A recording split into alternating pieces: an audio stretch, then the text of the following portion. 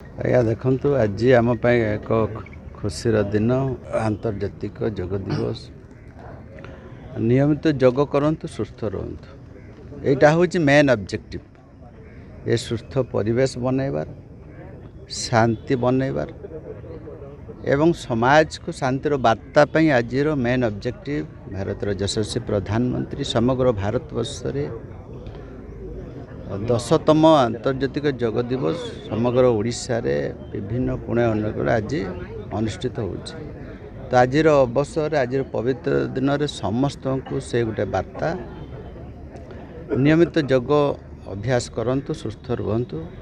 ଯେ ଯୋଗ ମାଧ୍ୟମରେ ଆମେ ସମାଜକୁ ସୁସ୍ଥ ପରିବେଶ ନିର୍ମଳ ସମସ୍ତଙ୍କ ସହିତ ଶାନ୍ତିର ବାର୍ତ୍ତା, ଶାନ୍ତିର ପରିବେଶ ବନାଇବା ପାଇଁ ମେନ୍ ଅବଜେକ୍ଟିଭ ଅଛି। ଯୋଗ ଦ୍ୱାରା ଆମେ ଫିଜିକାଲ ଏକ୍ସରସାଇଜ କରୁଛେ ଏବଂ ପାରମ୍ପରିକ ସୁସ୍ଥ ପରିବେଶ ବନାଉଛେ ଏବଂ ଲୋକମାନଙ୍କୁ ମଧ୍ୟ ଯୋଗ ମାଧ୍ୟମରେ ଆମର ଆଧ୍ୟାତ୍ମିକ କ୍ଷେତ୍ରରେ ସମାଜର କଲ୍ୟାଣ ପାଇଁ, ଜନକଲ୍ୟାଣ ପାଇଁ ଆଜିର ଏହି ଇଭେଣ୍ଟ, ଆଜିର ପ୍ରୋଗ୍ରାମ ନିଶ୍ଚିତ ଭାବରେ ଆଜି ମାନ୍ୟବର ମୁଖ୍ୟମନ୍ତ୍ରୀ ମୋତେ ରାୟରଙ୍ଗପୁରକୁ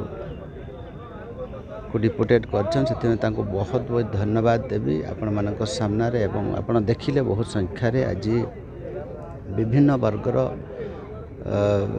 ବ୍ୟକ୍ତିବିଶେଷ, ବୁଦ୍ଧିଜୀବୀଠୁ ଆରମ୍ଭ କରି ଛାତ୍ର ସମାଜଠୁ ପତ୍ରକାର ପ୍ରତିନିଧିମାନେ ଆସିଛନ୍ତି। ବହୁତ ଖୁସି ଲାଗୁଛି।